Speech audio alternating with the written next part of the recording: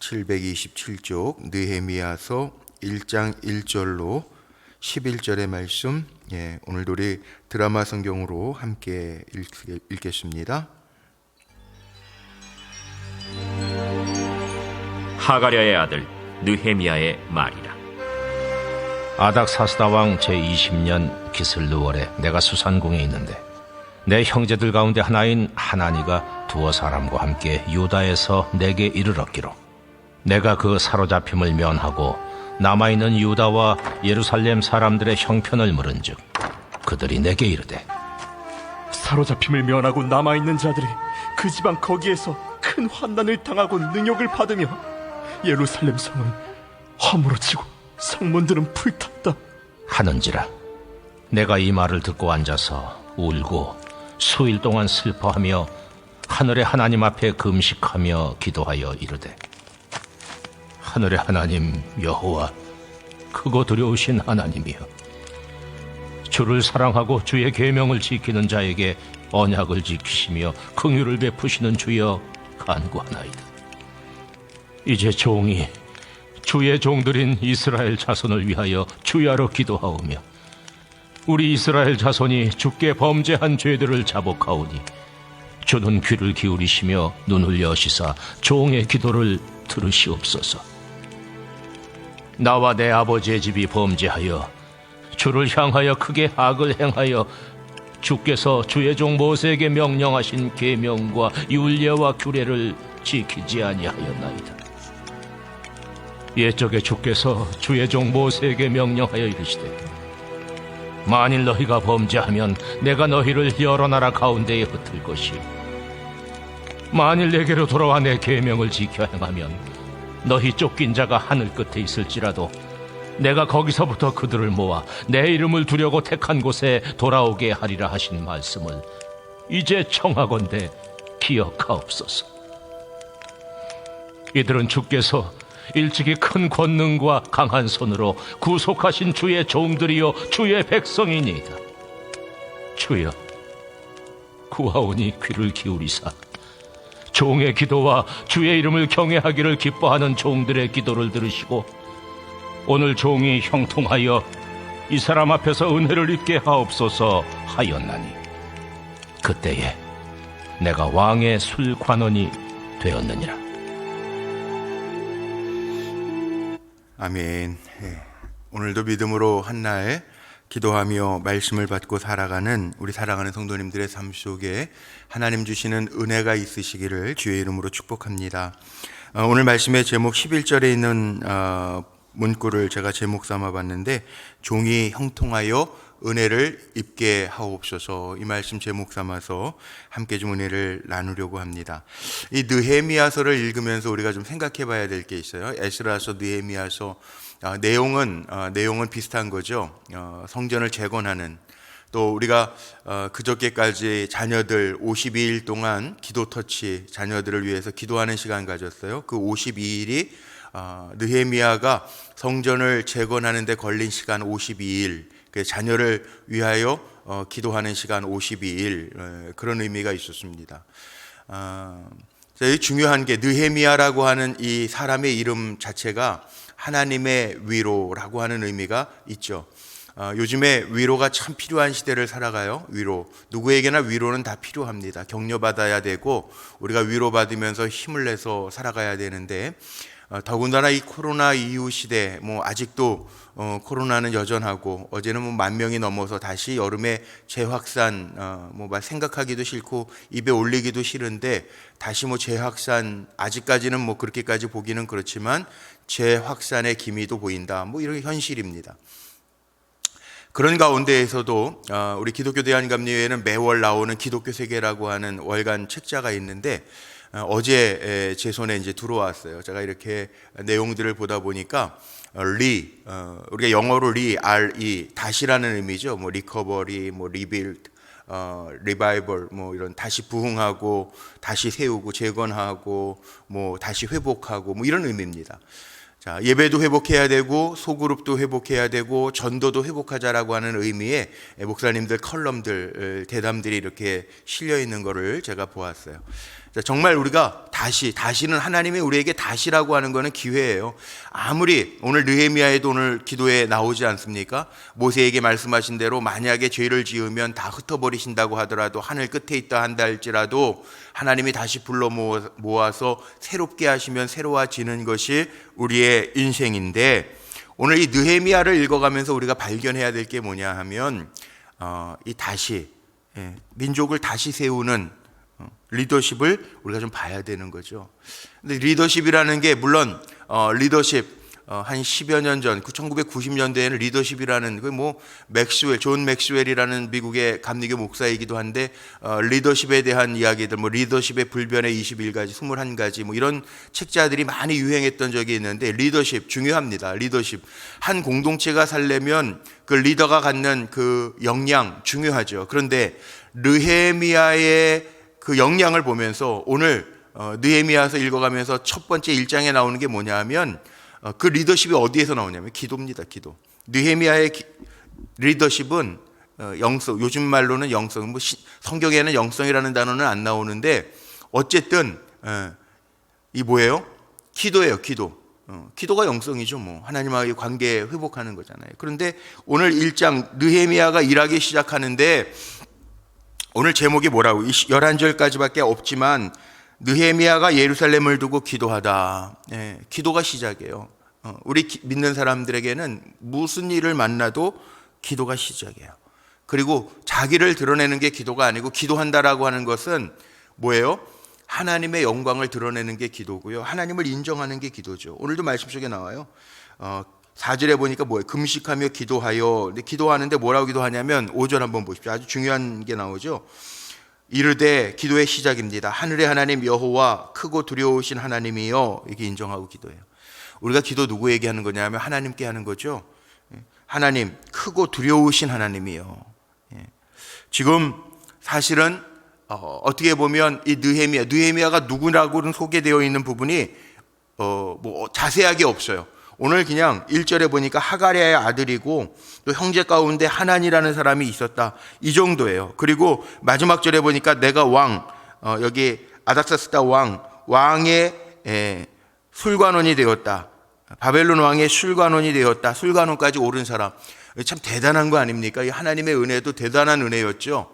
바벨론에서 포로로 끌려온 사람이 본인은 아닐 거예요. 이게 시대적으로 볼 때는 그러니까 2세, 우리가 이민 2세, 1.5세냐 2세냐 따지는데 1세가 아니고 2세란 말이에요. 그런데 철저하게 유대 할아버지 아버지에게 이 아버지의 하가랴라고 소개되고 있는데, 분명한 것은 민족 정신은 분명하게 가진 사람이었다는 거죠. 그리고 이방 나라에서 술관원장, 이게 엄청 높은 자리. 이거 오늘로 얘기할 수도 없겠지만 왕의 경호실 아주 높은 사람에 오른 사람 정도 된다는 거죠. 은혜죠, 은혜. 포로로 끌려온 사람들 자손 가운데 이렇게 올라갔다. 은혜죠, 은혜. 보통 이민 가서 이민 1세대들은 고생해요. 1.5세대들은 반반.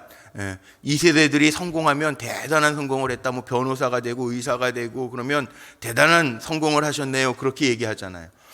성공한 가문이에요. 어떻게 보면 포로로 바벨론에 끌려가서 거기에 이방 왕의 경호실이 아주 높은 우두머리가 됐다고 생각해 보세요. 성공한 사람이죠. 그런데 그 성공도 뒤로 하고 이 민족 정신, 선민의식, 오늘 그 기도로 시작해서 이제 느헤미야 계속 읽어가겠지만 이 회복의 주인공으로 앞장선 사람이 느헤미야라는 거예요. 그가 어떤 교육을 받았고 어떤 가문이고는 자세하게 안 나와요. 그러나 어려운 경제적인 현실, 영적 혼란 가운데에서 기도하면서 하나님께 물으면서, 방해꾼들도 있었잖아요. 게셈, 도비야 이런 사람도 있었거든요. 그러니까 그런 방해에도 무릅쓰고 계속해서 하나님 앞에 기도하면서 나아가요. 기도의 리더십이 참 중요한데, 이게 느헤미야서를 보면 9번이나 느헤미야의 기도가 나옵니다. 오늘 첫 번째 기도가 나왔지만 9번의 기도가 나와요. 그냥 기도하면서 풀어가는 거예요. 우리의 삶의 문제도 마찬가지, 기도하면서 풀어가야죠. 요즘에 한국 교회뿐만 아니라 전 세계 교회가 회복 운동을 해요. 예배 회복 운동, 뭐 소그룹도 아직 다 회복이 안 되고, 예배도 뭐 아직 채 70%도 회복이 안 되고, 어린 우리 자녀들 50%도 회복 안 돼요. 그런데 비아냥거리는 사람들도 있죠. 기독교 신문 같은 거 보세요. 안 믿는 사람들이 기독교 일보 같은 데 들어와 가지고 뭐 교회마다 회복 운동한다 그러면은 비아냥거리는 사람들 되게 많아요. 리플 다니면서 악플이라고 그러죠. 악플을 다는 사람들도 굉장히 많아요. 그런 상황 가운데에서도 우리가 영적인 회복들을 이루어야 되는데, 어디에서부터? 기도 회복과 부흥에 대한 갈망이 우리에게 꺼지면 안 되잖아요. 근데 코로나 때문에 많이들 흔들렸죠. 기도에 대한 것도 무너졌고, 또 부흥에 대한 갈망도 없어졌고, 뭐 전도하면 뭐해? 뭐 이런 식으로 가면 안 된다는 거죠. 왜?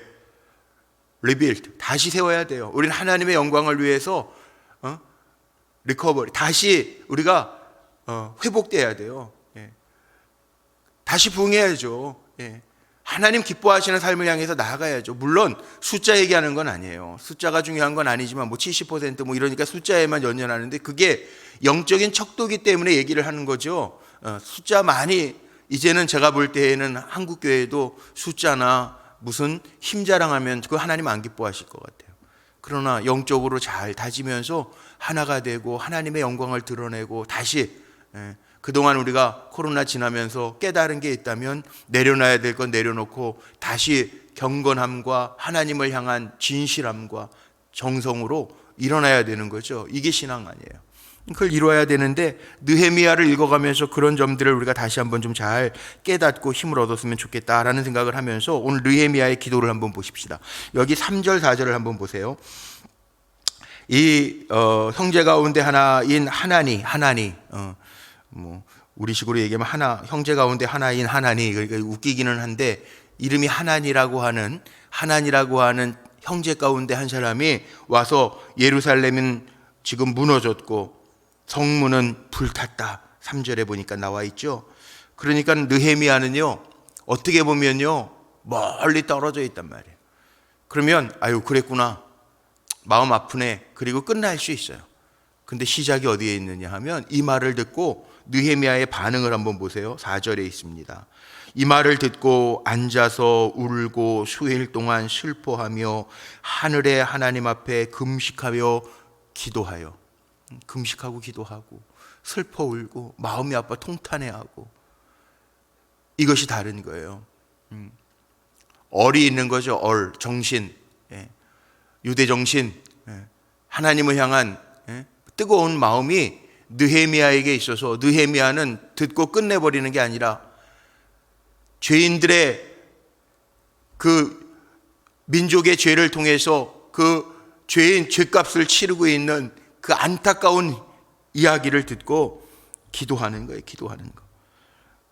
어떤 기도를 하나 오늘 말씀 속에 보면요, 금식하여서 기도하는데, 이 금식하여 기도하는 것도 참 대단한데, 6절에 한번 볼까요? 6절에 보니까 이제 종이 주의 종들인 이스라엘 자손을 위하여 주야로 기도하며 밤낮으로 기도하며, 그리고 우리 이스라엘 자손이 주께 범죄한 죄들을 자복하오니, 이 느헤미야의 아주 간절한 마음을 볼 수 있어요. 주야로 기도하고 이스라엘 백성들 종들을 위해서 기도하고 금식하며 기도하고, 아주 간절하게 기도하죠. 11절 보니까 주여 구하오니 귀를 기울이사 종의 기도와 주의 이름을 경외하기를 기뻐하는 종들의 기도를 들어주시고, 기도를 들어주시고, 주님 들어주세요. 아주 간절한 마음으로 자복하면서 주야로 종들의 기도를 꼭 들어주옵소서, 그리고 간절한 마음으로 기도하고 있어요.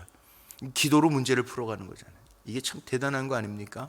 이방에 살아가면서 어떻게 보면 요즘같이 이기적인 때에 나만 문제 없으면 돼, 나는 어쨌든 이방 나라에서 잘 나가, 그러고 손 털고 말면 말 수밖에 없는 상황이잖아요. 그런데 자기가 어떤 자리에 있든지 상관없이요, 너무나도 안타까운 마음을 가지고 느헤미야는 기도하고 있어요. 기도로 문제를 풀어가고 있어요. 이 느헤미야의 기도는요, 정말 우리가 본받아야 될 기도인 것 같아요.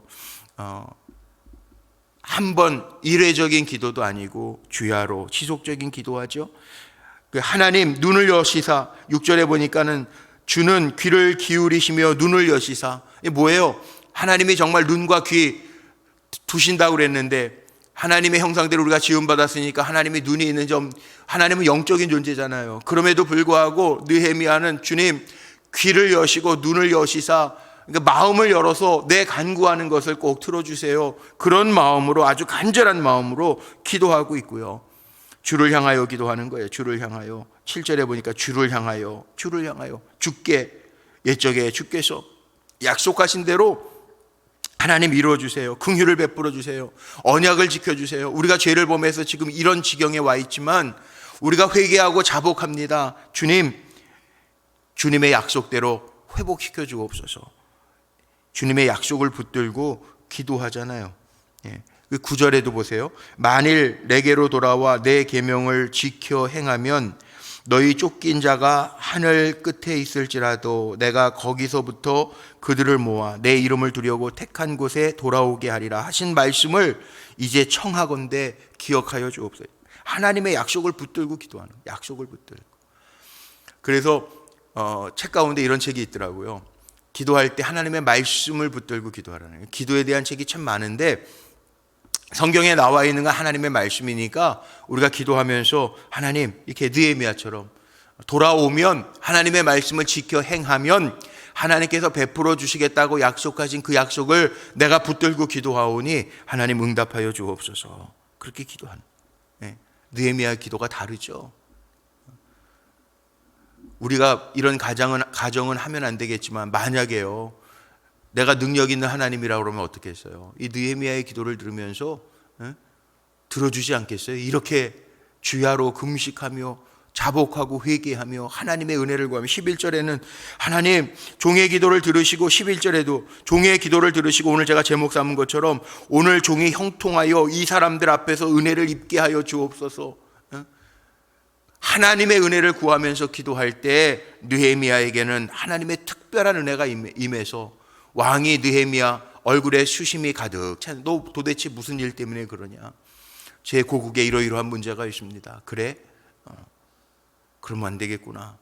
왕에게 구할 때 그래, 그러면 총독이 돼서 이제 재건하러 가는 역사, 은혜를 입잖아요.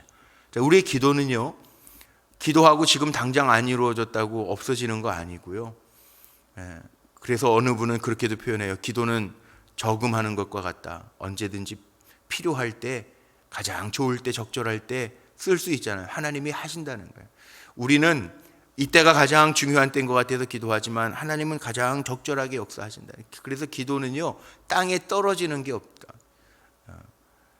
저 제3세계 신학자 카를로스가 쓴 책에 보면 제3세계 아르헨티나 사람인데 우리의 기도는요, 하늘나라에서 잡동사니처럼 여겨지지 않는다는 거예요. 귀찮아서 버려지지 않는다는 거예요. 하나님은 기억하고 계시다는 거예요.